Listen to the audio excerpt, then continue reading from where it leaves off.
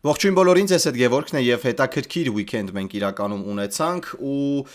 եթե ամեն շաբաթ ես խոսում եմ Անգլիա ու Իսպանիա, այսօր կանեմ բացառություն ու այսօր չեմ խոսի Իսպանիայից, ես ինձ միանգամից դրա մասին ասում եմ ընկերներ, որովհետեւ ով իսպանական ֆուտբոլի սիրահար է ու ինձ դիտում է միայն դրա համար, կարող եք անջատել տեսանյութը, այսօր խոսելու եմ Անգլիայի Պրեմիեր լիգայից ու իտալականասերիայից։ Այո, իտալականասերիայից, որովհետեւ պահանջարկը շատ էր, ես մեկնաբանությունները, ինչպես գիտեք, կարդում եմ բոլորի մեկնաբանությունները ու ես տեսա, որ շատ մարդիկ ցանկանում են, որ ես խոսեմ իտալականասերիայից։ Խնդիրը կայանում էր նրանում, որ առաջատար թիմերը խաղում էին ոչ այդքան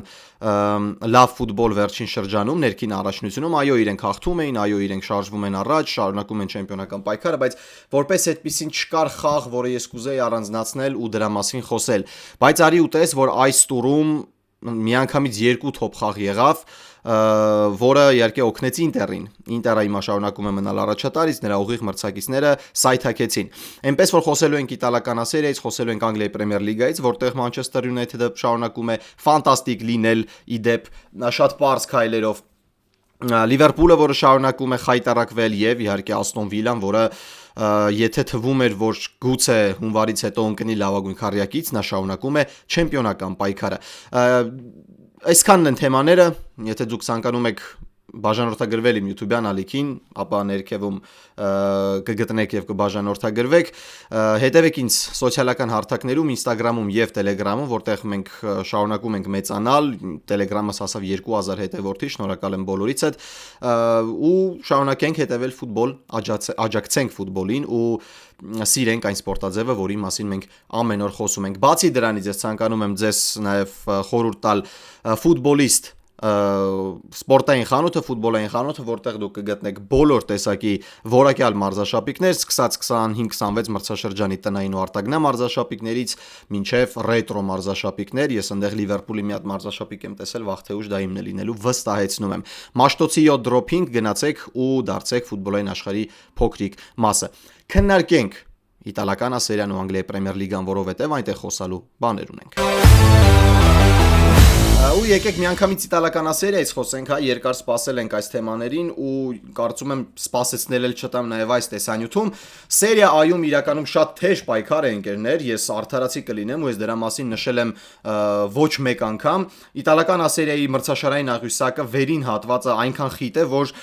դժվար է պատկերացնել, թե ով մրցաշրջանը կավարտի լավագույն քառյակում։ Հա, Ինտերը այս պահին առաջատարն է, երկրորդ տեղում Միլան, Ռոմա եւ Նապոլին եզրափակում է լավագույն քառյակը, բայց այս 3 թիմերին անչափ մոտ է Յուվենտուսը, անչափ մոտ է Կոմոն եւ իհարկե Ատալանտան։ Իմ սիրելի Բոլոնյան ցավոք սրտի շատ սայթակեց, հիմա 8-րդ հորիզոնականում է 30 միավորով, այնպես որ պետք է ուղղակի նեյտրալ երկրպագուի պես հետևել։ Նեշ ես Բոլոնյայի մոլի երկրպագու եմ, բայց Վինչենցո Իտալիանոյի համար ես հավակնում եմ հենց Բոլոնյային, շատ եմ սիրում իրանց ցուցադրած ֆուտբոլը, չգիտեմ խի։ Սկսենք։ Ինտերը հաղթեց սեփական հարկի տակ Պիզային 6-2 հաշվով ու եթե դուք նայեք առաջին խաղակեսը, ապա տպավորություն կստեղծվեր, որ Ինտերը դուրս է եկել խաղադաշտ մի փոքր թերագնահատելով Պիզային, հիշում ենք բարդ հանդիպումը, որոնք նրանք ունեցան Ջուզեպե Մեացայում ընդամենը մի քանի օր առաջ, մրցեցին Արսենալի հետ եւ այնտեղ կարծում եմ մարշական պայքարում պարտվեց Քրիստիան Կիվուն, ես ուղիղ եթերի ժամանակ էլ դա ասացի, որ Կիվուն իրականում պարտվեց թե փոփոխություններով, թե մեկնարկային կազմի ընտրությամբ ու ինչն է հետաքրքիր, որ այդ նույն սխալը, եթե նայում ենք վերջն արդյունքով, կատարել էր նաև Պիզայի դեմ խաղում, որովհետև մեկնարկային ինչքան 15-20 րոպեները անչափ վատն էին բանի մոտ, Ինտերի մոտ, նրանք միանգամից բաց թողեցին 2 գնդակ, բայց խաղը այնպես էր ընթանում ու Պիզայի ֆուտբոլից նայելով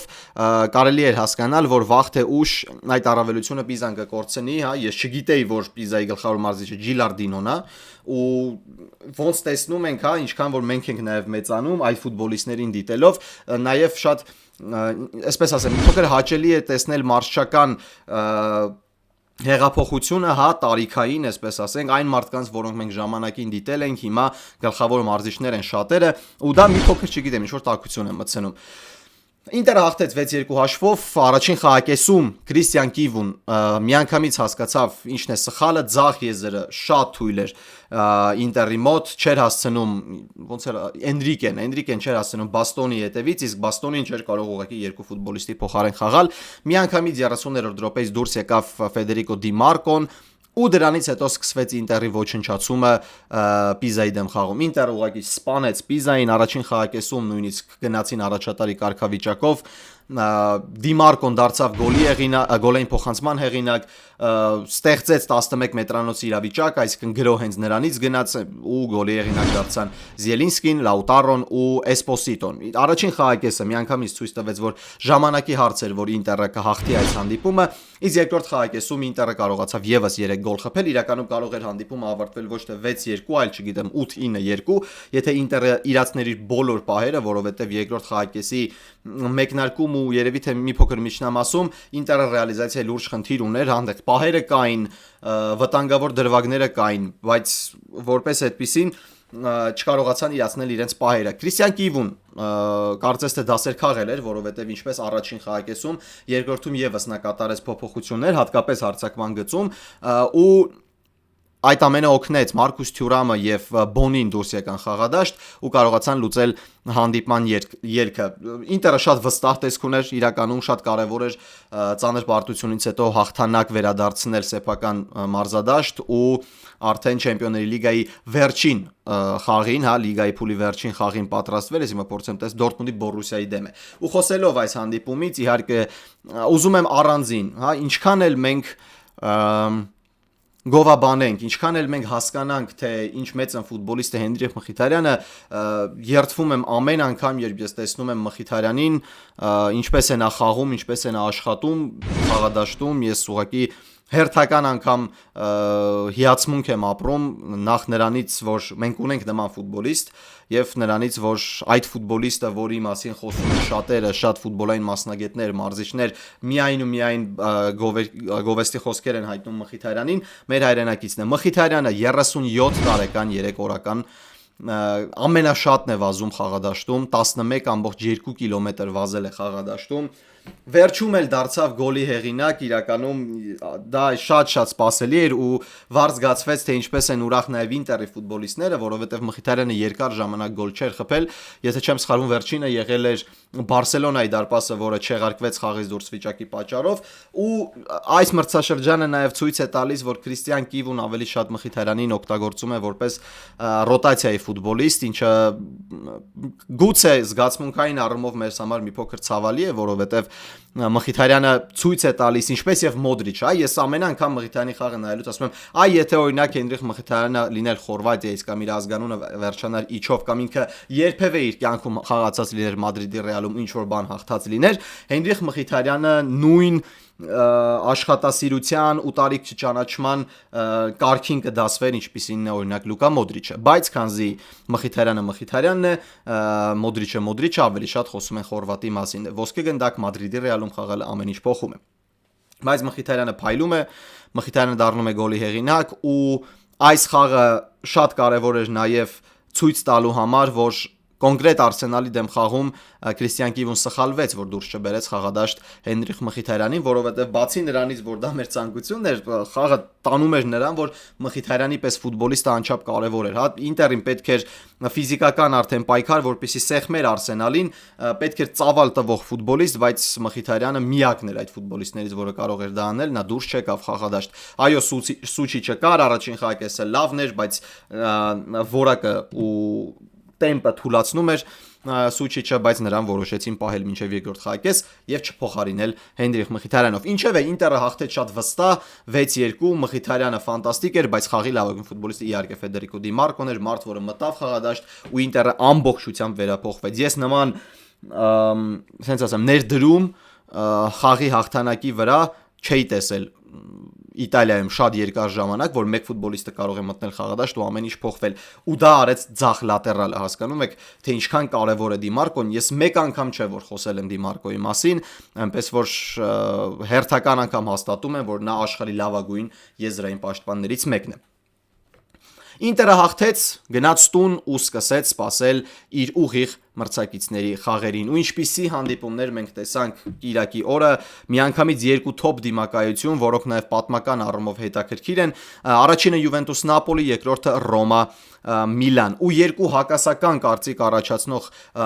հանդիպումներ էին, որովհետև եթե մեկ խաղից դու կարող ես նշել, որ մեկը իրոք լավն է, մյուսը վատը ու լավը հաղթեց, ապա երկրորդ խաղում կրկին նույն բացահայտ առավելությունն էր, որտեղ հերթական անգամ չգիտես ինչպես ուժեղ թիմը հաղթանակ չի կարողանում տոնել։ Նախ խոսենք Յուվենտուս Նապոլի հանդիպումից։ Յուվենտուսը վերջին շրջանում բավականին լավն է իտալական սերիայում, ու այսպես ասեմ, այո, նրանք պարտվեցին Կալիարիին 1-0 հաշվով, բայց դա ինչքան որ ես խոսեցի, ես Յուվենտուսի երկրպագուներ գիտեմ, ես խոսեցի նրանց հետ, ասեցին գուցե թերագնահատման հարց է եղել, որովհետև դրանից առաջ 8 խաղյա անպարտելի շարք է ունեցել Լուչանո Սպալետիի թիմը, հետո նրանք եկան հաղթեցին Չեմպիոնների լիգայում Բենֆիկային ու որպես այդպեսին լավ տրամադրություն ունեն դերբիից առաջ։ Նապոլին շարունակում է ունենալ կորուստներ։ Դա իհարկե շատ հասկանալի է։ Երևի թե ամենամեծ կորուստը մի ֆուտբոլիստ է, որի հիման վրա փորձում էր Անտոնիո Կոնտեն ավելի շատ մեծացնել իր կրեատիվը հարձակման գծում, որպեսզի փոխօգնություն լինի, այսպես ասենք, փոխանցումների գնդակ մատակարարելու առումով, դա Կևին Դե Բրույնեն է։ Կևին Դե Բրույնեն, որը շատ դժվար ժամանակահատվածում ցավալի վնասվածք ստացավ ու երկար ժամանակով դուրս մնաց շարքից, հետո նրան միացան նաև Դավիդ Ներեսը, երևի լավագույն ֆուտբոլիստը մարզավիճակով դեկտեմբեր-հունվար ամիսներին, Անգիսան կենտրոնում ծավալ տվող ֆուտբոլիստը, Ռահմանին չկար, Մատեո Պոլիտանոն չկար, մի խոսքով Նապոլին մոտեցել էր այս խաղին անչափ մեծ կադրային կորուստներով, իսկ ի տարբերություն Նապոլի, Յուվենտուսը ընդամենը ուներ 3 ֆուտբոլիստ, որոնք նրան չէին կարող օգնել, Արկադիուշ Միլիկ, Դուշան Վլահովիչ ու Ռուգանի։ Ռուգանին երևի թե մեկներկային կազմի ֆուտբոլիստ չէ, իսկ Վլահովիչն ու Միլիկը այս պահին հարց է, կխաղան մեկներկային կազմում թե ոչ։ Ես միշտ ասել եմ, կոնկրետ Տիագո Մոտայից սկսած, որ Յուվենտուսի հանդիպումները իմ դուրը չեն գալիս, որովհետև Յուվենտուսը խաղում է ցածր բլոկով ֆուտբոլ, Յուվենտուսը տեմպային չէ, Յուվենտուսը պահերը քիչ է ստեղծում եւ այլն, ու դա ինձ համար մի փոքր խորթ է։ Բայց կոնկրետ այս խաղի ընթացքում ես եթե օրինակ իտալական ասերի այս մրցաշրջանում նայ միայն այս հանդիպումը ու Սալիների առաջին կարծիքը Յուվենտուսի մասին, ապա ես կասեի, թե ինչպես է Յուվենտուսը 5-րդ հորիզոնականում ու նման ֆանտաստիկ ֆուտբոլ խաղացող թիմ այմա պետք է պոկված լիներ մնացածից երկար կիլոմետրերով։ Նապոլին շատ пассив էր ընկերներ։ Նապոլին Անտոնիո Կոնտեի ֆուտբոլը միշտ եղել է տեմպի վրա, միշտ եղել է ճնշման վրա ու այն ֆուտբոլիստների ներկայությունը, որոնք այն մրցաշրջանի սկզբում թույլ էին տալիս ամբողջությամբ Նապոլին խաղալ հենց այդ ֆուտբոլը։ Դրա համար երկար ժամանակ, եթե կհիշեք, Նապոլին առաջատարն էր, որովհետև ֆուտբոլիստները առողջ էին, մրցաշրջանի սկիզբն էր, այսինքն հոգնածությունը դեռ չկար, պլյուս անհատապես տղաները իրենց արդարացնում էին։ Դրա հիման վրա Նապոլին երկար ժամանակ առաջին հորիզոնականով էր։ Բայց եկավ մի ժամանակահատված, երբ ֆուտբոլիստները մի փոքր հոգնեցին, տեմպից ընկան եւ որոշները վնասված ստացան ու հիմա այն պատկերն է Նապոլիի մոտ, ինչ հիմա կա։ Նրանք Չեմպիոնների լիգան են տապալում, արդեն հույս չկա, որ նրանք ուղիղ դուրս են գալու 1-8 եզրափակիչ, ու պետք է պայքարեն նաեւ 1/16-րդ եզրափակչի համար, հստակ չէ, որ իրանք շարունակելու են պայքարը, ու Իտալիայի առաջնությունում եւս այթակումները բավականին շատ եղան, բայց ինչպես խաղաց Յուվենտուսը ուղղակի շլացուցիչ էր իտալական ֆուտբոլի համար, իմ համար, բավականին հարձակվողական ֆուտբոլ, պրեսինգ երբ գնդակը չկար, գնդակի կորստի դեպքում շատ արագ վերադարձնում էին գնդակը, թույլ չէին տալիս, որպեսզի Նապոլին նույնիսկ գրոհեր, որպեսզի հասկանաք ընկերներ, առաջին խաղակեսում Նապոլին ընդամենը 1 դիպուկ հարված է կատարել դարպասին, ընդամենը 1 դիպուկ հարված է կատարել, ու դա իհարկե ամբողջ ծաղիկները իհարկե Յուվենտուսի ֆուտբոլիստներին։ Ճնշումը տարավ Նապոլին շատ էր փակվում սեփական կիսադաշտում, լինում էր դեպք, երբ նրան հասնում էին 6 ֆուտբոլիստի պաշտպանության վերջին գծում, ու դա իհարկե ավելի հարմար էր Յուվենտուսին, որովհետև Յուվենտուսի մոտ նայեք, կենտրոնական կիսապաշտպանները բավականին քիչ են գնում դրիբլինգի, միայն երևի Կեֆրեն Թյուրամն է գնում դրիբլինգի, իսկ Վեստոն Մաքենին ու Լոկատելին, երբ առանց գնդակի են պատասխանատու են հակապրեսինգին, իսկ երբ գնդակով են ավելի շատ գլորում են եզրերից եզր։ Ու Յուվենտուսը հենց այդպես էլ անընդհատ բացում էր Նապոլիի պաշտպանությունը, Յուվենտուսը անընդհատ փորձում էր գտնել այդ անցքերը, որոնք ձևավորվում էին Նապոլիի կիսապաշտպանական ու պաշտպանական գծերում։ Հասկանալի էր, որ այնտեղ բալանսավորված չէ, հա, Դի Լորենցոն խաղում էր կենտրոնական պաշտպան, դա արդեն խնդիր է, որովհետև Դի Լորենցոն սիրում է եզրում խաղալ, իսկ եզրում արդեն են Գուտիերեսներ ամեն ինչ փակում։ Յուրաքանչյուր անգամ երբ Դի Լորենցոն մի փոքր դիրքային սխալ էր կատարում, միանգամից բոլոր ֆուտբոլիստները Յուվենտուսի ուշադիր նայում էին այդ կողմ, այնց այդ կողմով էլ գրոհում էին։ Եթե նայեք քարտեզը, ապա գրոհների տոկոսային հարաբերակցությամբ առաջատար է ձախ եզրը, Քենան Յիլդիզի եզրը, որտեղից էլ գալիս էր հիմնական վտանգը, բայց պետք էր նաև հաշվի առնել, որ կոնկրետ այս խաղում Յուվենտուսի վինգերները այնքան լավ աշխատեցին, որ հավասարաչափ կարողանում էին բանի ճնշման տակ պայել Նապոլիի պաշտպաններին, ոչ Սպինացոլան էր հասցնում Կոնսենսաուի հետևից, ոչ էլ Դի Լորենցոն Գուտիերեսի հետ Յիլդիզի հետևից, եթե նրանց տալիս էին տարածություն։ Յիլդիզն ու Կոնսենսաուն իրանք ավելի շատ տարածության ֆուտբոլիստներ են, ու եթե դա նրանց տալիս ես, ապա շատ տհաճ վերջաբան այդ ամենը կարող է ունենալ։ Յուվենտուսը ճախրում էր առաջին խաղակեսում, նրանք խփեցին գոլ, Ջոնաթան Դեյվիդը դարձավ գոլի հեղինակ ու թիմերը գնացին ընդմիջման, ես սպասում էի իրականում միանգամից փոփոխությունների բանի կողմից, Անտոնիո Կոնտեի կողմից, որովհետև վստահ էր, զգացնել տալիս էր, որ տեխնիկական գոտուն Կոնտեն դժգոհ է ցուցադրած ֆուտբոլից։ Բայց երկրորդ խաղակեսի դուրս եկավ Նապոլին առանց փոփոխությունների, ընդհուպ մինչև 70-րդ րոպե փոփոխություն չկատարվեց, ու դրանից հետո շատ այսպես ասենք, պարզ ու գրագետ քայլերով Լուչանո Սպալետին կարողացավ հաղթել այս խաղում։ Ինքը դուրս բերեց, ինքը ուղղակի փոխեց եզրերը, դուրս բերեց Կամբիասոին ու դուրս բերեց Կոնսենսաոին։ Կաբալն ու Կոստիչը շարունակեցին պայքարը ու Յուվենտուսը սկսեց խաղալ համբերատար ֆուտբոլ։ Դա իտալական ֆուտբոլ է, դա համբերատար ֆուտբոլ, հաղթանակը գալիս է պաշտպանությունից դեպի հարձակում, ու եթե մենք պաշտպանում ենք բավականին լավ, համենայն դեպս գոլ բաց չենք թողնի ու կհաղթենք 1-0 հաշվով։ Բայց Նապոլին շարունակեց այնքան պասիվ խաղալ, երկրորդ խաղակեսը ընդհանրապես առաջինից ավելի վատն էր, ամենալուրջ ու վտանգավոր ֆուտբոլիստները Մակթոմինեին ու Հոյլունդը ամբողջությամբ փակվել էին, գերազանց խաղացին ուղղակի Քելին ու Բրեմերը, կենտրոնական պաշտպանները Յուվենտուսի, ուղղակի կարողացան փակել Հոյլունդին, ճիշտ է, հետո փորձեց Անտոնիո Կոնտեն ազդել փոփոխությամբ, դուրս բերելով Ռոմելու Լուկակուին, ես մի բան մոռացել էի այդ ֆուտբոլիստի մասին, ու որպեսզի այնտեղ գնա մեկը մեկի դեմ պայքար պաշտպանների հետ, ու Լուկակուն Հոյլունդից ֆիզիկապես ավելի պինդ է, ու միշտ եղել են մենապայքարներ, որտեղ հիմնականում հաղթել է Լուկակուն, բայց գնդակը ուղղակի չէին հասցնում Ռոմելու Լուկակուին, ու այնտեղ մեկ կիսապահ ունեցավ ու վերջ։ Արդյունքում Յուվենտուսը խփեց եւս 2 գոլ, Կոստիչը, եթե չեմ սխալվում, ու Յիլդիզը։ Այո, Կոստիչը եւ Յիլդիզը դարձան գոլի հեղինակ, 3-0 Յուվենտուսը ջախջախում է Նապոլին եւ վերադարձնում մեծ հույսեր իր երկրպագուներին, որ հայտնվի լավագույն քառյակում։ Ճիշտ է, այնտեղ այնպիսի իրավիճակ է, որ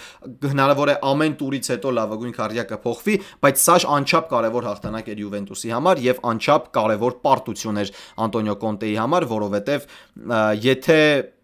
միշտ ասում են, չէ, որ չեմպիոնություն պահելը ավելի բարդ է, քան չեմպիոն դառնալը։ Հիմա Կոնտեի մոտ կադրային լուրջ խնդիրներ են, խաղային լուրջ խնդիրներ են, որի պատասխանը դեռևս չի կարողանում տալ իտալացի մասնագետը։ Իսկ մենք գիտենք, որ Կոնտեն երկարատև պրոյեկտի անդամ երբեք չի եղել։ Այնպես որ գուցե ամռանը ինչ որ մի նորություն լինի, բայց համենայն դեպս այս Նապոլին շատ ավելի վատն է, քան այն Նապոլին, որը մենք տեսանք մրցաշրջանի սկզբում։ Իսկ ես հաջորդ խաղը Յուվենտուսի եւս նայելու եմ,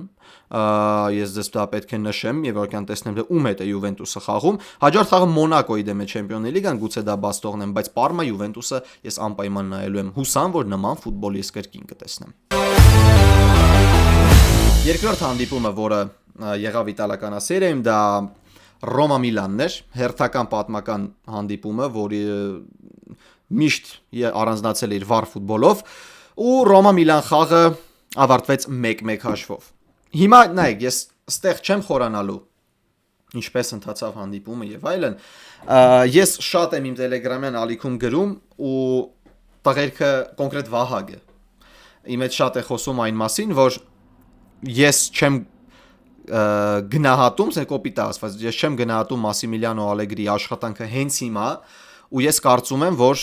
Մասիմիլիանո Ալեգրին իրոք խաղում է հնաոճ ֆուտբոլ, որը ակնահաճո չէ։ Նա ասում է, որ Ալեգրին հանճար է ու Ալեգրին հասնելու է արդյունքի Միլանի հետ։ Այն, որ Միլանը հենց հիմա գտնվում է մրցաշարային աղյուսակի երկրորդ տեղում, կներեք։ Ունի 47 միավոր, խփել է 35-ը, բաց թողել 17-ը, ավելի քիչ քան Ինտերը, իդեպ։ Խոսում է այն մասին, որ այո, Մասիմիլիանո Ալեգրին մեծագույն մարզիչ է, որի մտքերը գուցե շատերը հնացել են, բայց կան բաներ, որոնք առ այսօր աշխատում են ու դրա հիման վրա այն ֆուտբոլիստները, որոնք հավաքված են Միլանում, դարձել են ավելի լավը Ալեգրի գալուց հետո։ Ես դա ժխտել չեմ պատրաստվում։ Բայց ինչպիսին է Մասիմիլիանո Ալեգրին իմ համար ընկալվում որպես մարզիչ, ու դա ես եկել եմ այն եզրահանգման այդ նույնիսկ Յուվենտուսի տարիներից, երբ որ Յուվենտուսը դուրս էր գալիս Չեմպիոնների լիգայի եզրափակիչ։ Նույնիսկ այդ ժամանակ Յուվենտուսը չէր խաղում այն ֆուտբոլը, որը ես կուզեի դնել դիտել։ Չէ։ Յուվենտուսը հաղթում էր, Յուվենտուսը գեղեցիկ գոլեր էր խփում, իրանք հասնում էին եզրափակիչ վերջին քանի անգամ 4 տարվա մեջ 2 անգամ դուրս եկան եզրափակիչ, եթե չեմ սխալվում։ Դուրս են գալիս եզրափակիչ, հաղթում են ուժեղ թիմերի ու վստահելի էր կարել որ Յուվենտուսը ուժեղ թիմ է, բայց խաղում էր այնպիսի ֆուտբոլ, որ չէիր կարող սпасել դնել նայել, եթե դու Յուվենտուսի երկրպագու չես։ Ու հիմա Միլանը, ընկերներ։ Միլանը երիտասարդ թիմ է իրականում, որտեղ հիմա հավաքված են լավ պոտենցիալ ունեցող ֆուտբոլիստներ, հենց նույն Ֆիկայո Տոմորին, հա, իսկ ինքը նույն երիտասարդը չի, բայց այնպես չի 30+ տարեկան ֆուտբոլիստ է։ Ֆիկայո Տոմորին դեռևս Անգլիայի հավաքականի պոտենցիալ պաշտպաններից մեկն է։ Դե Վինթերը լավ պաշտպան է, Սալեմակերս կա այնտեղ, Ռիչի կա, Բարտեզագի կա, որին ես շատ եմ սիրում, իրականում Միլանում այն եզակի ֆուտբոլիստներից է, որ ես ինձ նայում եմ, ասում եմ շատ լավ է, իրականում շատ լավ է, այդ Բարտեզագին է։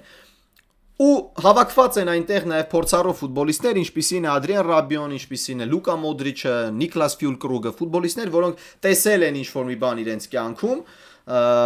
ֆուտբոլային պատմության մեջ ու խառնուրդը տալիս է այս արդյունքը, որի հետ աշխատում է Մասիմիլիանո Ալեգրին։ Բայց օրինակ ընկերներ, ես այնպիսի մարդ եմ, որ ես կարող եմ ռանդոմ դնել ու, չգիտեմ, նայել 1994 թվականի ֆուտբոլի աշխարհի առաջնության եզրափակիչը։ 3-4 օր առաջ ես դրեցի նայեցի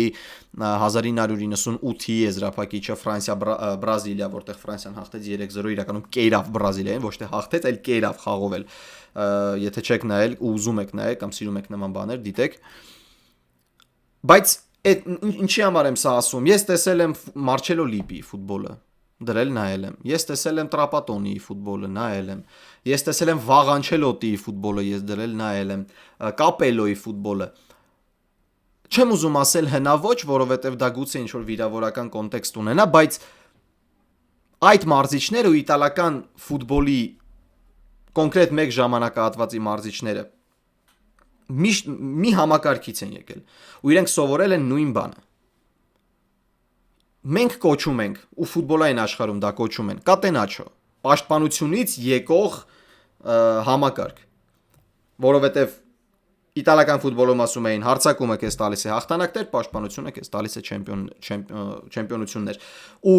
դա փաստարկներով կա, թե 2006-ի աշխարհի առաջնությունը, թե 2021-ի Եվրոպայի առաջնությունը։ Այնտեղ հաղթեց Իտալիան, որովհետև ուներ լավ իրացնողներ հարձակման գծում, բայց իրացնողներից շատ ավելի լավ պաշտպանություն։ Կելինի, Բոնուչի, Բարցալի, 2006-ին Կանավարո, Նեստա, մի խոսքով ֆուտբոլիստներ, մեծություններ, որոնք ծաղկեցնում են իտալական ֆուտբոլը։ Ու հիմա Մասիմիլիանո Ալեգրին շարունակում է դավանել այդ խաղաոճը, ինչը իմ համար շատ խորթ է, ընկերներ։ Ունենալով նման քանակությամբ կրեատիվ ֆուտբոլիստներ խաղալ պրագմատիկ ֆուտբոլ, ես չեմ կարողանում դա ընդունել։ Ու գիտեք ինչն է խնդիրը, որ այդ պրագմատիկությունը շատ անգամ ուղակի չի արդարացնում, բայց Միլանը ուղակի փրկվում է։ Կոնկրետ այս մրցաշրջանում Միլանը շատ խաղերում փրկվել է։ Ռոմայի հետ այս հանդիպումը նրանք փրկվեցին։ Եթե նայում ենք վիճակագրությունը կոնկրետ այս խաղի, դու նայում ես Միլանի վիճակագրության ու մտածում ես ոնց է այս թիմը պայքարում չեմպիոնության համար, եթե ինքը թոփ խաղերում, գրեթե բոլոր թոփ խաղերում խաղում է այսպիսի ֆուտբոլ։ Ռոման կատարել է 15 հարված, որից 7-ը եղել է դիպուկ։ Միլանը կատարել է 5 հարված, 2-ը դիպուկ։ Երկուսն էլ եկել են երկրորդ խաղակեսում։ Երկուսն էլ եկել է։ Միլանը ընդամենը 1 հարված էր կատարել դեպի դարպասը առաջին խաղակեսում։ Ու երբ որ Միլանը հաղթում է ինչ-որ հանդիպումներ, ու Վահագ ամեն անգամ երբ որ Միլանը հաղթում է, մենք դե չաթով որ խոսում ենք, ես ասում եմ, Միլանը այսօր գոնե պիտի պարտվի։ Այս ֆուտբոլը հետաքրքիր չի, էդի չպիտի իր արդյունքը տա, Վահագ ասում է, շատ լավն է մի խոսքով։ Ու ամեն անգամ իր Միլանը հաղթում է, ինքը ինձ գրում է, բայց երբ որ մենք խոսում ենք ինքն էլ է ընդունում, որ Միլանի ֆուտբոլը այն ֆուտբոլը չի, որը կարող է շատ երկար ճանապարհ անցնել։ Գուցե այս մրցաշրջանը ինչ որ կերպ, sense հրաշքներով, հա, 1 հարված 1 գոլով իրանք միավոր կամ միավորներ վաստակեն։ Բայց sense հնարավոր չէ։ Վաղ թե ուշ բախտը երես է թեքելու, վաղ թե ուշ թիմը հանդիպելու է մի իրավիճակի, որտեղ պետք է ամբողջությամբ վստահել իր թիմային ու խաղային որակներին, ու այդ ժամանակ Միլանը երևի թե կտապալվի։ Կոնկրետ այս խաղում ես մտածում եմ, որ արժանի էր Ռոման խաղաց ավելի լավ ֆուտբոլ, Ռոման խաղում էր Գասպերինի ոճի ֆուտբոլ, եզրերը ծանրաբեռնում էին ու հենց այդ եզրերից էլ կատարվում էր հիմնական վտանգը, շարունակում է դուրս գալ Սոուլեն, ես կուզեի իրան իրականում տեսնել Պրեմիեր լիգայում, բայց հիմա կոնկրետ չեմ գտնում թիմ, որտեղ նա կարող է հանդես գալ։ Գիլարդին էր լավը իրականում շատ Ռոմայի կազմում։ Դե կան ֆուտբոլիստներ երդվում են, որ ես օրինակ իրանց խաղից Գիլարդի խաղը ես երեք առաջին անգամ եմ նայում։ Ու ես եմ ոչ թե զարմացած նախ ասում եի ով է այս մարդը, երկրորդն էլ ինչ լավ ֆուտբոլիստ է։ Նույն բանն էր, ոնց որ ես նայում էի Aston Villa Newcastle խաղը ու ցույց տվեցին, որ Newcastle-ի ավակը Մայլին է։ Նախ իմոտ հարց առաջացավ, ես գիտեի, որ տեսել էի այդ ֆուտբոլիստին, բայց այն որ ուշադրություն չէի դարձել, ով է Մայլին, նախ որ ինքը այտենց հիմնական ֆուտբոլիստ է դարձել Նյուքասլում, ով է Մայլին, որ 19 տարեկանում դարձել է Նյուքասլի ավակը։ Երբ խաղադաշտում կա Տրիպիե, երբ խաղադաշտում կա Սանդրո Տոնալի, երբ խաղադաշտում կա Նիկ Փոուփ, այն որ sense զարմանալի էր։ Ու նույնպես Գիլարդի մասով։ Սոուլե ու Գիլարդի իրանք առանձնացնում են կոնկրետ այս խաղում։ Ռոման ավելի շատ էր արժանի այս հաղթանակին, քան հաղթանակին, այս 3 միավորին, քան Միլանը, բայց արդյունքում կիսվեց ամբողջ 3 միավորը, մեկական միավոր թիմերը վաստակեցին ու ընդհանուր առմամբ այս տուրը շահեց Ինտերը։ Այս տուրը շահեց Ինտերը, որովհետև նա հաղթեց, իր ուղիղ մրցակիցները հաղթեցին, իսկ նրանք, ովքեր հաղթեցին իր ուղիղ մրցակիցներին, շարունակում են ունենալ տարածություն առաջատար Ինտերից։ Իտալական ասերիան իրոք տպավորիչ էր այս տուր։ Ես գոհ եմ ու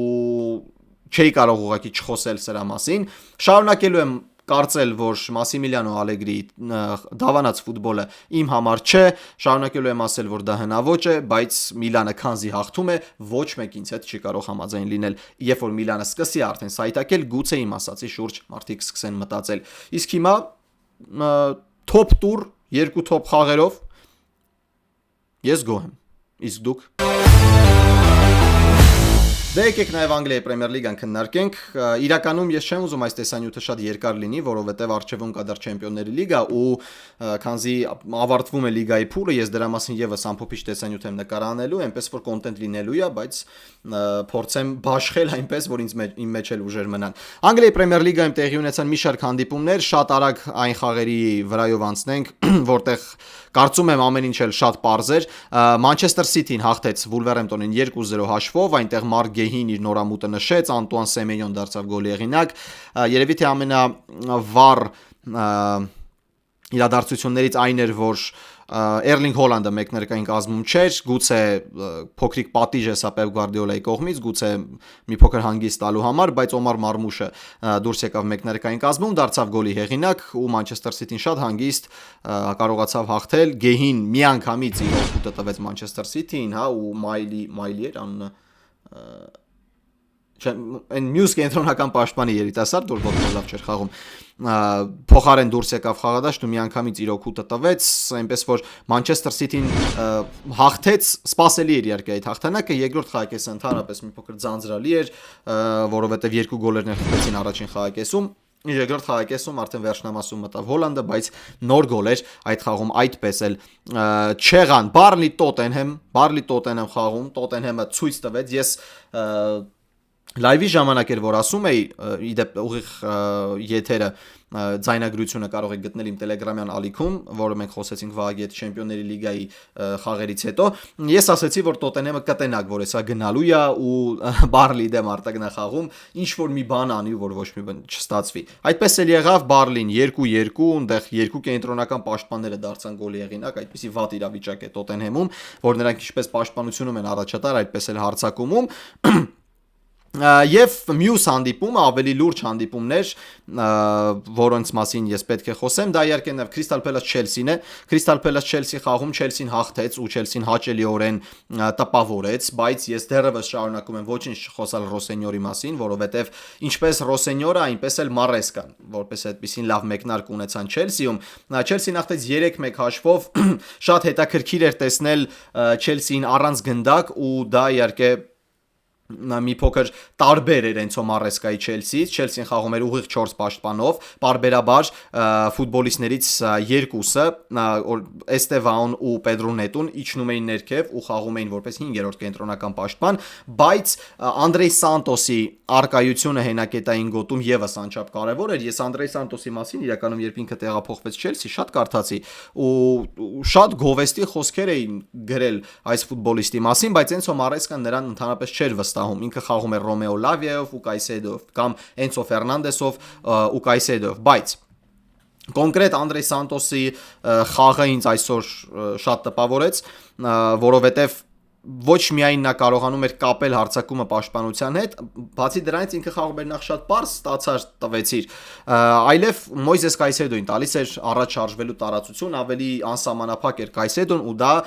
իրականում բավականին լավ տեսքի բերեց էկվադորցի ֆուտբոլիստին։ Գոլերը եկան շատ գրագետ, Էստևան հիասքանչ խաղաց առաջին գոլի ժամանակ, ես զարմացա թե ինչպես ինքը հասկացավ, որ Crystal Palace-ի ֆուտբոլիստը ետ է փոխանցելու գուցե սխալվի, գուշակեց գնաց գոլ խփեց ու իհարկե 1-0։ Երկրորդ խաղակեսը եւս Chelsea-ի ձեռքերում էր, նրանք եւս 2 գոլ խփեցին, բայց ամենացավոտը կոնկրետ այս խաղում իհարկե Crystal Palace-ի մարզավիճակն է, Crystal Palace-ի կարգավիճակը կամ ինչպես կցանկանաք մի շարք ֆուտբոլիստներ հաստատել են, որ գնում են, որոշները արդեն ղեկավարության հետ խոսել են, հայտ են ներկայացրել տրանսֆերի, Ժան-Ֆիլիպ Մատետան է գնում, ամենայն հավանականությամբ ամռանը կերանը Ադամ Ուորտոնը, գնաց Մարգեհին, կորցրեցին Էզեին ու որպես այդպեսին որակը գնալով քչանում է։ Հա, ինձ այնտեղ գրեցին, որ բերել են բանին Բրենան Ջոնսոնին հարձակման գծում, բայց նույն որակը ես վստահեցնում եմ դա չի տալու։ Բրենան Ջոնսոնը խաղաց Չելսիի դեմ ու խաղաց անչափ վատ։ Ադամ Ուորտոնը ստացավ կարմիր քարտ, մի ֆուտբոլիստ, որի մասին շատ են խոսում, դրա անունը շատ է շրջանառվում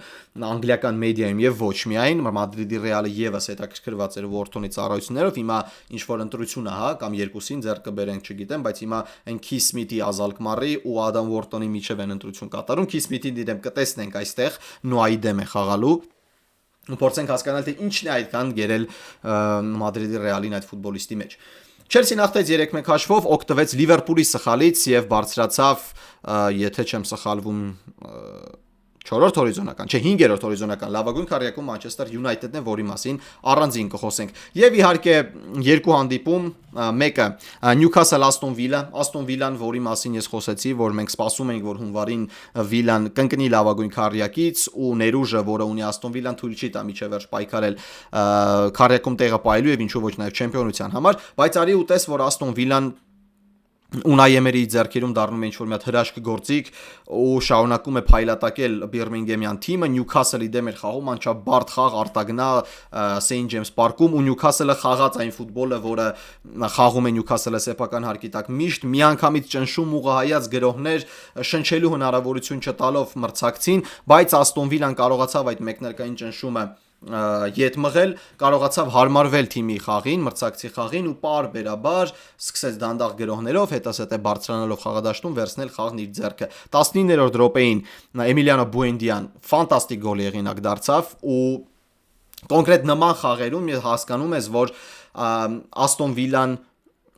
կարողանում է կոտրել մրցակցի հոգեբանությունը, հա, երևի այսպես ասենք, ու Նյուքասլին հիմնականում այդպես պետք է կոտրել։ Նյուքասլին խփում ես գոլ, իրանք միանգամից բացվում են ու դրանից դու կարող ես առավելագույնը քաղել։ Աստոն Վիլան հենց այդպես էլ եղավ, երկրորդ խաղակեսում Նյուքասլը նետվեց գրողների, շատ պարզ հերթական փոփոխությունները կատարեց Էդի Հաուն, վառ զգացվում է, որ Էդի Հաունի երկու տարբերակ, ֆուտբոլ առանց Վոլտեմադեի ու ֆուտբոլ Վոլտեմադեով, այսինքն Յոհան Վիսան երբ խաղադաշտում է, հարձակման գծում կառուցողականը տարբեր է, երբ խաղադաշտում Վոլտեմադեն փոքր այլ է։ Դուրս եկավ Էլանգան, դուրս եկավ Յակոբ Ռեմսին ու սկսեցին օթային փոխանցումները, բայց այդտեղ եւս հիասքանչ աշխատեց Ունայ Էմերին, միանգամից թարմացրեց եզրը դուրս բերելով Լուկադինին ու եւս մեկ կենտրոնական պաշտպան ավելացրեց Թայրոն Մինքսին, Պաու Տորեսի փոխարեն։ Պաու Տորեսը դեղենի վրա էր, Պաու Տորեսի լավագույն հանդիպումներից մեկը չանցկացրեց, այնպես որ մտավ Թայրոն Մինքսը բարձրահասակ, ֆիզիկապես պինդ ու խաղաց լավ Վոլտեմադեի դեմ։ Իսկ խաղավերջում այն պայերը, որոնք չկարողացավ նույնիսկ ստեղծել Նյուքասլը, ստեղծեց Աստոն Վիլան, Օլի Ոթկինսը դարձավ գոլեղինակ ու վուալյա Աստոն Վիլան շարունակում է պայքարը չեմպիոնության համար։ Նյուքասլի համար մի փոքր տխուր եմ, որովհետև այնտեղ չի լինում 1 կամ 2 ֆուտբոլիստ ու ամեն ինչ քանդվում է, կոնկրետես խաղում չկար Բրունո Գիմարայեշ ու դիրքային գրողներ կառուցող ֆուտբոլիստ փոխարինող չգտնվեց, այդ Ժոելինտոնն ու Տոնալին ավելի շատ ծավալ տվող ֆուտբոլիստներ են, իսկ Բրունո Գիմարայեշը կրեատիվն է, չկար Բրունո Գիմարայեշը մայլին էր խաղում, հա, ինչպես խոսեցի դրա մասին քիչ առաջ, որ նա ավակն է, ինչպես է նա ավակը կամ ով է նա, որ այդպիսի վստահություն ունի, որովհետև սա առաջին մրցաշրջանն է Նյուքասլում, այնպես որ Նյուքասլի համար մի փոքր տխուր եմ, որ այնտեղ որակների մեծ տարբերություն կա ֆուտբոլիստների միջև ու դա էլ բալանսի չի կարողանում բերել Էդի Հաուն։ Նրան պետք են նոր ֆուտբոլիստներ, ավելի լավ ֆուտբոլիստներ։ Տեսնենք ամռանը, եթե ոչ հիմա կլինեն այդ փոփոխությունները, այլապես գուցե մարշչի փոփոխություն դիտարկի անգլիական թիմը։ Աստոն Վիլան շարունակում է պայքարը, բրավո Աստոն Վիլային։ Իսկ ոչ բրավո մեր շատ սիրելի գործող չեմպիոններ Լիվերպուլին։ Նայեք, ես չեմ խոսելու հիմա խաղից, որովհետև ամեն անգամ, երբ խոսում եմ ես Լիվերպուլի խաղից, նույն բաներն եմ հիշատակում, նույն պասիվությունն եմ հիշատակում, նույն ոչ տեմպային ֆուտբոլն եմ հիշատակում ու իրականում ես այնքան եմ հոգնել արդեն դրանից։ Վնասվածքներից եմ ամեն անգամ խոսում, որպեսզի հասկանաք Լիվերպուլը ամռանը այնպիսի տրանսֆերային բումեր կատարեց, այնպես քաշեց ամբողջ ֆուտբոլասերների հետաքրքրությունը, թե ինչ է անելու Լիվերպուլը այս մրցաշրջանում, բերեց 150 միլիոնով երկու հարձակողական ոճի ֆուտբոլիստի, բերեց 90 միլիոնով հարձակվողի, չգիտեմ, ելուն ձեռք եզրային պաշտպաններ ձեռք բերեց, որոնք միտված են հարձակմանը, ու բոլորի հետաքրքրությունը, որ տեսեք, հեսա հարձակման հաշվին ունենալով Սալահ, այնտեղ ունենալով Սոբոսլայ, Մակալիստեր, ինչպես է տարորելու ամբողջ Եվրոպային Լիվերպուլը, ուղղակի մի կողմ դրեցին պաշտպանությունը։ Լիվերպուլը ձեռք չբերեց ոչ մի կենտրոնական պաշտպան, այսինքն ձեռք բերեց Լեոնին շատ արագ ստացավ խաչաձև կապանների վնասվածք ու ամբողջ մրցաշրջանով դուրս մնաց։ Հետո նույն ճանապարհը բռնեց Իսակը, հետո նույն ճանապարհը բռնեց Բրեդլին։ Ու Լիվերպուլը այս մրցաշրջանում, երբ որ միշտ Լիվերպուլին ասում են mentality monster, հիմա Լիվերպուլը mentality puppy է, այսինքն փոքրիկ շունիկ հոգեբանական առումով։ Լիվերպուլը մինչև խփած գնդակը Բորնմութի հիասքանչել խաղում, այո, գոլային պայերը շատ չէին դիպուկ հարվածների առումով, բայց գծերի արանքում գտնում էին Վիրցին, Սոբոսլային, մեկ փոխանցումով դուրս էին գալիս պաշտպանությունից, արագ սրընթաց գրողներ, Սալահի եզրը լավ էր աշխատում, Սալահը միշտ ստանում էր այդ տարածությունը, կարողանում էր օգտագործել այդ տարածությունը, ու ամեն ինչ շատ լավ էր գնում, ու ես նայում եմ, ասում եմ, լավ, սպասում եմ միայն բանին, գոլին։ 26-րդ րոպեն գալիս է Միլոշ Կերկեզի ու Վան Դեյկի եզրը ձախողվում է, Վիրջիլ Վան Դեյկը ինչ որ խայտարակ սխալ է անում, որից գոլ է լինում։ Ու լավ, հիմա դրանից երևի խոսամ, թե հիշատակեմ։ Հետո լինում է 2-0 նույն եզրով կրկին ձախողվում է Կերկես Վան Դայք զույգը, խփում է Բորնմութը երկրորդը ու նստում է պաշտպանություն։ Բախտի բերմամբ շատ պետք էր, որ մեկ գոլ գոնե յետ բերեր Լիվերպուլը, Վան Դայկը խփում է առաջին գոլ անկյունայինից հետո ու թիմերը գնում են հանգստի։ Երկու իրադարձություն է այս խաղում շատ կարևոր, որը բնութագրում է Լիվերպուլի մրցաշրջանը։ Նախ դա Ջո Գոմեսի վնասվածքն է։ Ես հիշում եմ, որ մեր admin-ների chat-ում մենք խոսում էինք Էմիլը Մարսելի խաղից հետո կամ ընթացքում գրեց, որ ինչ լավ հանդիպում անցկացնում Ջո Գոմեսը, ես էլ համաձայնեցի, բայց ասեցի սպասեք, մի հատ թող 3-4 հանդիպում Ջո Գոմեսը խաղա, Հետո կորոշենք ինքը ինչ մարզավիճակում է։ Ջո Գոմեսը այս խաղում ստանում է վնասվածք ու չի կարողանում շարունակել հանդիպումը։ Ջո Գոմեսի կարիերան է դա այդպեսին։ Նա դուրս էր գալիս այդ 19-20 մրցաշրջանից հետո նա վնասվածքներ սկսեց ստանալ ու ամեն անգամ 2-3 լավ խաղ հիշատակում էր իր մասին ու հետո նորից գնաց մի քանի ամիս չէր խաղում։ Եվ Վիրջիլ Վան Դայքի խոսքերը խաղից հետո։ Երբ դու վատ ես խաղում, այսպես ասեմ, երբեք անպատվաբեր չէ ընդունել քո սխալը։ Եթե դու ինչ-որ միտեղ սխալվել ես, ինչ-որ միտեղ չի ստացվել, ու դու ասում ես, որ ինձ չի ստացվել ինձ մոտ, ես սխալվել եմ, ոչ մեկ քեզ կախաղան դրա համար չի անելու, բայց այն ինչ ասես Վիրջիլ Վան Դայքը խաղից հետո պատճառը, թե ինչի թիմը բաց թողեց գոլ, ու ինչու նա սխալվեց այդ դրվագում։ Ուղղակի հիասքանչելի, Յուրգեն Կլոպյան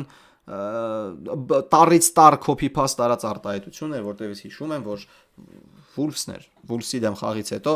Յուրգեն Կլոպը դուրս եկավ ու ասաց նույնը։ Վիրջիլ Վան Դայքն ասաց, որ քամին խանգարեց թիմին շատ իրավիճակներում ու կոնկրետ գոլի դրվագում քամին խանգարեց իրեն, որպեսզի նա լավ հեռացնի գնդակը։ Հետի նույն բանն է, որ Միկել Արտետան Անգլիայի լիգայի գավաթի խաղից հետո դուրս եկավ ու ասաց, որ գնդակի չափսը ուրիշ էր, դա մեր ֆուտբոլիստները զգացել էին։ Դա Լիվերպուլի այս մրցաշրջանն է։ Երբ թիմի ավակը այդպիսի արդարացումներ է փնտրում, փոխարենը ասի, որ այո, ես վերցնում եմ պատասխանատվություն, օրինակ այս խաղի մեղավորության պարտվեցին, որտեղ երրորդ գոլի ժամանակ էլ Վիրջիլ Վան Դայքը եզրային նետումից հետո Լիվերպուլը բաց է թողնում ամենամանկական գոլերը։ Այս մրցաշրջանում Լիվերպուլը բաց է թողնում ամենամանկական գոլերը, արդեն որերորդ անգամ հանդիպան վերջին վայրկյաններին։ Ու երկու գոլի դրվագում, որ մեղավոր է Վիրջիլ Վան Դայքը, արդարացումը քամին էր։ Իմ կարծիքով Արնե Սլոտի ժամանակը գնալով մոտենում է։ Երբ որ մարդիկ ասում են, բայց դե Լիվերպուլը 13 խաղի անպարտելի շարք ունի, ես ասում եմ, բայց Լիվերպուլը 13 խաղի անպարտելի շարք ունի ոչ համոզիչ ֆուտբոլով։ Մարսելի միակ խաղն էր, որ ես տենց նայեցի, ասի լավ։ Համոզեցին այդ 13 խաղից։ Մնացած խաղերում ես չէի համոզվում ոչինչում Լիվերպուլի խաղի մեջ։ Ու այս խաղը ցույց տվեց, որ Լիվերպուլը շատ հակասական թիմ է այս մրցաշրջանում։ Հակասական թիմ, որը շատ հավանական է չխաղա Չեմպիոնների լիգայի մյուս մրցաշրջանում, եթե չհաղթի Չեմպիոնների լիգան։ Իսկ ասել հիմա, որ Լիվերպուլը կհաղթի Չեմպիոնների լիգան, դա նույնն է, ինչ ասել, որ ամենայն հարգանքով, բայց Նոան կհաղթի Կոնֆերենցիաների լիգան։ Հեռու իրականությունից։ Երազանք, շատ լավ երազանք, բայց հեռու իրականությունից։ Դե իսկ վերջում Արսենալ Մանչեսթեր Յունայթեդ։ Տուրի կենտրոնական հանդիպումը Emirates-ում Արսենալը ընդունեց Մանչեսթեր Յունայթեդին ողերի մրցակիցներ, որտեղ իհարկե հերթական անգամ մեզ ապշեցրեց Մայքլ Կարիկը իր Մանչեսթեր Յունայթեդով։ Մանչեսթեր Յունայթեդը հաղթեց 3-2 հաշվով, բայց շատ հետաքրքիր էր մարզիչների մոտեցումը կոնկրետ այս հանդիպմանը, ու ես միշտ եմ դա ասել, բոլորդ էլ գիտեք, որ ես չեմ սիրում, որ փոխում են այն մեկնարկային կազմը, որը հաղթում է։ Մայքլ Կարիկը մտածում է այնպես, ինչպես ես, ու Մայքլ Կարիկը մեկնարկային կազմում չէր կատարել ընդհանրապես ոչ մի փոփոխություն։ Ու խոսքը չի գնում միայն ֆուտբոլիստների մասին, խոսքը գնում է նաև խաղային մարտավարության մասին։ Նա ընդհանրապես ոչ մի բան չէր փոխել։ Ի տարբերություն Միկել Արտետայի։ Միկել Արտետան կատարել էր փոփոխություն մեկնարկային կազմում, դուրս էր եկել խաղադաշտ Պիերո Ինկապիեն, չգիտեմ խի, որտեղ Լյուիս Քելին լավ խաղաց Ինտերի դեմ, Լյուիս Քելին օգտակար էր գծերի արանքում բիլդափի ժամանակ ինքը շատ օգտակար էր ու չգիտեմ խի որոշվեց, որ պետքա դուրս գա խաղադաշտ Պիերո Ինկապիեն, որը տապալեց իրականում այս հանդիպումը։ Երկու ֆուտբոլիստ ամբողջությամբ տապալեցին, դա Պիերո Ինկապիեն էր, որին շատ արագ փոխարինեց բանը Միկել Արտետան երկրորդ խաղակեսում ու Մարտին Զուբիմենդին։ Մեկնարկային րոպեներից շատ պարզ էր, որ Արսենալը ճնշելու է, Արսենալը իհարկե շատ հիասքանչ 25-30 րոպե տվեց։ Ընդհանրապես Մանչեսթեր Յունայթեդը նույնիսկ մրցակցի կիսադաշտ չէր կարողանում մտնել ու դա փայլ ուներ։ Արսենալը հիասքանչ է այս մրցաշրջանում կոնտրպրեսինգի ժամանակ, երբ նրանք կորցնում են գնդակը, միանգամից կարողանում են վերադարձնել դա։ Ու գրողները ստեղծվում էին որպես այդպեսին։ Ասել, որ Արսենալը դիպուկ հարվածներով առանձնացավ առաջին խաղակեսում, ոչ, որպես այդպեսին Մանչեսթեր Յունայթեդն ու Արսենալը մեկական դիպուկ հարված կատարեցին, որոնք ավարտվեցին գոլով։ Բայց Արսենալը ֆուտբոլով ավելի լավն էր, որովհետև ավելի շատ էր գնդակով։ Բայց ասեմ իմանաք, որ Մանչեսթեր Յունայթեդը առանց գնդակ ոչ պակաս լավն էր։ Ու այն, որ 30-րդ րոպեին միայն Arsenal-ը կարողացավ բացել հանդիպանաշիվը ունելով խաղային մեծ առավելություն, դա միայն Manchester United-ի դիրքային շատ ճիշտ պաշտպանությունն էր։ Manchester United-ը խաղաց այնպես, ինչպես City-ի դեմ։ Միջին ու ցածր բլոկով։ Միջին բլոկով Manchester United-ը խաղում էր 4-4-2, ցածր բլոկով Manchester United-ը խաղում էր 5-3-2։ Շատ པարզ։ Եթե գրոհը ընթանում է ձախ եզրով, Ամադ Դիալոն իջնում է ներքև, դառնում է 5-րդ պաշտպան։ Եթե գրոհը գնում է աջ եզրով Arsenal-ի, Դորգուն իջնում է ներքև ու խաղում է 5-րդ պաշտպան։ Շատ པարզ։ Կենտրոնում խաղում է լավ մարզավիճակ հավաքած Կազեմիրոն, իսկ լավ մարզավիճակ հավաքած Կազեմիրոն դա միանգամից երկու հենակետային կիսապաշտպան է։ Նրա կողքը ավելացնում ես ծավալ տվող բանին, Կոբի Մեյնուին, որը հիասքանչ է ուղղակի, ինչպես է ինքը աշխատում ճնշման տակ գնդակով, ուղղակի ֆանտաստիկ է, այն որ միակ բանը ինչի համար ես կարա շատ քննադատել Ռուբեն Ամորիմին, դա որ ինքը չէր խաղացնում Կոբի Մեյնուին։ Պրոստը ինքը խաղացնում էր Ուգարտե, ինքը չէր խաղացնում Կոբի Մեյնուին։ Ու հիմա Մեյնուն ստանում ամբողջ վստահությունը Կարիկի կողմից ու խաղում է շատ լավ ֆուտբոլ։ Իսկ հարձակման կրակակետում կրեատիվ Բրունո Ֆերնանդեզ, որը երբ որ գնդակով էր Manchester United-ը 10 համարներ, իսկ Բրայան Բեմոն կրակակետում էր, որը վազում է յուրաքանչյուր գնդակի հետևից։ 30 րոպեից հետո Arsenal-ը խփում է շքեղ գոլ։ 2 րոպե նրան գրեթե զրկում են մրցակցին գնդակից, գեղեցիկ գրոհներով դարպասապայից սկսում են մինչև մրցակցի տուգանային հրապարակ տանում ու դառնում գոլի հեղինակ։ Բայց այստեղ գալիս է մի հատ sense չեմ ուզում ասել ճակատագրական, բայց խաղը փոխող դրվագ ու այդ դրվագը գալիս է ոչնչից։ Arsenal-ը խաղաց սեփական նյարդերի հետ, Arsenal-ը խաղաց սեփական երկրպագուների նյարդերի հետ ու բերեց գոլ։ Եթե առաջին դրվագում մի քանի րոպե առաջ այդ գոլից սխալվեցին պաշտպանությունում Arsenal-ի ֆուտբոլիստները ու ներեցին նրանց, երկրորդ դրվագում այդպես չեղավ։ Մարտին Զուբիմենդին շատ սխալ փոխանցում կատարեց դարպասապային, գնդակը նույնիսկ չասավ Ռայային, հայտնվեց Բեմոյի մոտ 1-1։ Բայց ինչ եղավ երկրորդ խաղակեսում։ Ամենահետաքրքիրը հենց երկրորդ խաղակեսում եղավ, որովհետև եթե մենք սպասում ենք, որ մեկնարկում հենց երկրորդ խաղակեսում, ինչպես լինում է Arsenal-ը, հա, ինքը երկրորդ խաղակեսի մեկնարկը շատ ավելի մեծ տեմպ է տալիս, քան առաջին խաղակեսինը։ Ու հաշվի առնելով, որ այս մրցաշրջանում 24 խաղում, երբ Arsenal-ը բացել է հանդիպանաշիվային խաղերում, այդ խաղերում հաղթել է, ու խաղի սցենարը ինչպես ընթանում էր, ես հավատում եմ, որ Arsenal-ը կարող է երկրորդ խաղակեսում այն որ դաժայց, ճզմել բանին, Manchester United-ին։ Բայց Arsenal-ը սկսում է ինչ-որ пассив ֆուտբոլով, Arsenal-ը պարբերաբար հենակետային գոտում բացեր է թույլ տալիս։ Մագուայր, Լիսանդրո Մարտինես զույգը, որը շատ լավ է գնդակով, հատկապես Լիսանդրո Մարտինեսը, որը կատարել ամենաշատ փոխանցումները այս խաղում United-ի կազմում, նրանց պարբերաբար թույլ են տալիս գծերի արանքում գտնել եզրերից կիսաեզրեր տեղափոխվող Դիալոյին ու Դորգուին, ինչպես նաև Բրունո Ֆերնանդեշին, որը շատ լավ է աշխատում գծերի արանքում։ 1 փոխանցում, 2 փոխանցում, ճնշում չեմ նկատում Arsenal-ի մոտ, որպեսզի հասկանաք Arsenal-ը երկրորդ խաղակեսում ավելի շատ է տիրել գնդակին, քան Manchester United-ը, բայց եթե նայում ենք մեկնարկային 15 րոպեների ընթացքում Manchester United-ը ուղղակի առանց գնդակ էր թողել Arsenal-ին։ Ու դա Arsenal-ի պասիվության պատճառով էր։ 1-2 փոխանցումը անցավ, երրորդի դեպքում արդեն չէր փրկվելու Arsenal-ը։ Պատրիկ Դորգուն ֆանտաստիկ գոլ եղինակ է դառնում, դա Պրեմիեր լիգայի կլասիկաներից է այդ գոլերը, այն որ ոչնչից, ինչ որ մի հատ ռանդոմ ֆուտբոլիստ այնենց գոլ է խփում, որ բերանդ բաց է մնում։ Դորգուն խփեց հենց այդպիսի գոլ։ Այն որ վաու հորից ուղղայած դարպասաձողին դիպավ միանգամից ցանցի մեջ, այն որ Ռայան ոչինչ չէր կարող անել, այն որ ֆանտաստիկ էր։ Ու դա եկավ կրկին Մարտին Զուբիմենդիի սխալից։ Զուբիմենդին վիճակագրորեն էլ որ նայում եք կոնկրետ իր թվերը այդ խաղում, Զուբիմենդին սխալից հետո որը բերեց գոլի, նույն ֆուտբոլիստը չէր, ընդհանրապես։ Իր փոխանցումների ճշգրտությունը 80%-ից իջավ 67։ Դրա համար էլ Զուբիմենդին շատ արագ փոխարինեց Միկել Արտետան։ Երբ Դորգուն գոլը խփեց, Միկել Արտետան միանգամից 4 փոփոխություն կատարեց։ Դուրս բերեց Բեն Ուայթին, դուրս բերեց Գյոկերեշին, Միկել Մերինոին ու Էբերիչեզեին։ Դեգլան Ռայսը գնաց հենակետային գոտի, իսկ առաջ խաղում էին 2-8 համար Միկել Մերինոն ու Էբերիչեզեն։ Բայց նույնիսկ դա ոչ մի ճնշման մեծություն չտվեց։ Զուտ նրա համար, որովհետև Manchester United-ը խաղում էր խելահեղ խելացի ֆուտբոլ առանց գնդակ։ Arsenal-ը նույնիսկ պահ չէր կարողանում ստեղծել Manchester United-ի մոտ։ Պահ չէր կարողանում ստեղծել, որովհետեւ հասկանաք ընդամենը 2 դիպուկ հարված։ 2 Այն էլ ստանդարտից, հերթական անգամ։ Ու երբ որ րոպեներ խփում է գոլը, Մերինոն 84-ին խփում է Մերինոն, այդ ժամանակ ես նույնիսկ այդ բան սկսեցի մտածել, էսի լավ է, սա այսին այն սցենարի խաղերն է, որ Arsenal-ը սա վերջին րոպեներին կրկին ստանդարտ կամ ինչ-որ մի խառնաշփոթ իրավիճակից գոլ կխփի։ Բայց Manchester United-ը, ինչպես յուրաքանչյուր թիմի կողմից էր սպասում, որ կփակվի, խաղաց այլ կերպ։ Manchester United-ը ընդհանրապես չվախեցավ, որ հանդիպումը 2-2 է ընթանում ու գնում էր գրոհների։ Կրկին սխալ բանում, հենակետային գոտում, Մատեուս Կունյան ֆանտաստիկ գոլ եղինակ է դառնում ու 3-2։ Սառը ցնցուղ հանդիպան վերջում Arsenal-ի վրա,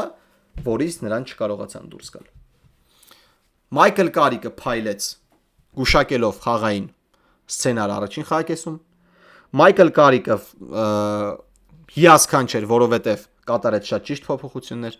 Մայքլ Կարիկը, որը շարունակեց դավանել այն ֆուտբոլը, որը աշխատեց Manchester City-ի դեմ։ Ֆանտաստիկ էր։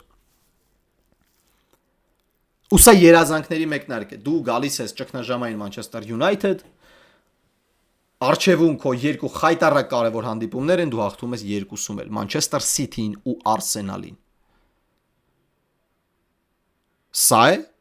որ հիմա ցույց է տալիս, որ United-ը լավագույն քառյակում է։ Ասել երկարատև պրոյեկտի համար, որ սա հիասքանչ է, ոչ, բայց կոնկրետ վստահության համար, կոնկրետ էմոցիաների համար, կոնկրետ հաջորդ հանդիպումներում ավելի լավ հանդես գալու համար սա խելահեղ կարևոր էր։ Խելահեղ։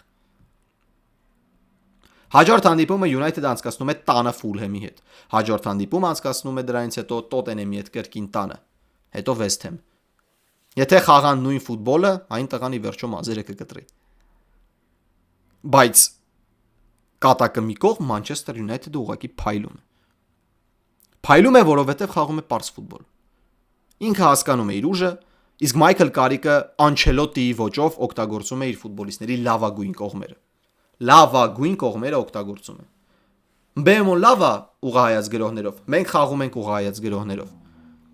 Դիալոն ու Դորգուն հասցնում են ծավալ տան եզերում խաղալ համ պաշտպանությունում, համ գնալ հակագրոհների։ Մենք դա ենք անում։ Ով առաջինը լավ փոխանցում կատարում թիմում։ Լիսանդրո Մարտինեսը։ Ոչ մեկ լավ փոխանցում չի կատարում, մենակ Մարտինեսն է։ Լիսանդրո Մարտինեսը պիտի փոխանցումները կատարի։ Շատ պարզ, շատ հասարակ։ Ու ամենակարևորը ֆուտբոլիստներին հարմար։ Դրա համար էլ երազանքների թատրոնը տեսավ հիասքանչ ներկայացում Manchester City-ի դեմ եւ ոչ պակաս հիասքանչ ներկայացում այլ քաղաքում Լոնդոնում։ United-ը լավագույն քառյակում է։ Ամբողջությամբ արժանի, որովհետև նրանք ցույց են տալիս ատամներ, նրանք խաղում են տեմպային ֆուտբոլ ու նրանք հերթական անգամ զարմացնում են։ Իսկ Arsenal-ի համար այս պարտությունը մի փոքր ծանր էր։ Մի փոքր ծանր էր, որովհետև այո, իրանք Champions League-ում արդեն ամեն ինչ որոշել են, վերջին խաղը Կայրաթն է, բայց հետո գուցե բարդ հանդիպումների շարք է։ Բարդ հանդիպումների շարք է գալիս Arsenal-ի մոտ։ Լիցը արտագնախաղում եւս նվեր չէ։ Այնպես որ սպասենք իրադարձությունների Պրեմիեր լիգան եւս ամեն ինչ։ Սպասենք իրադարձությունների Պրեմիեր լիգայում եւս ամեն ինչ թեժ է։ Իսկ Իսպանիան չեմ խոսելու ընդեղից։ Այսօր Բարսան հաղթեց Օվիեդոն 3-0։ Ռեալ Վիլյարեալ խաղի մասին կարող եմ միայն խոսել, բայց այն սպասելիքները, որ ես ունեի, չարդարացան ընդհանրապես ու դրա մասին չխոսեցի։ Եվ դե Բավարիան է պարտվել։ Բավարիան պարտվեց առաջին անգամ այս մրցաշրջանում սեփական արքիտակ Աուգսբուրգին 1-2 հաշվով։ Ինչ փոխվեց Գերմանիայի առաջնությունում դրանից ոչ մի բան։ Ուղղակի Բայերը գեղեցիկ փոստ արեց։ Բունդեսլիգայի չեմպիոններ առանց պարտության։ Ներկայացնում ենք ցանկը։ Լևերկուզենի Բայեր ցանկն ավարտված է։ Այսօրվա համար այսքանը ընկերներ, շնորհակալություն տեսանյութը դիտելու համար, եթե ձեզ դուր եկավ այն բաժանորդագրվեք իմ YouTube-յան էջին, հետևեք ինձ սոցիալական հարթակներով, հղումները թողնում եմ բովանդակության բաժնում, իսկ մենք կհանդիպենք արդեն Չեմպիոնների լիգայից հետո եւ կամփոփենք լիգայի փուլը։ Ձեզ հետ Գևորգ Մալաքյանն էր, հաջողություն։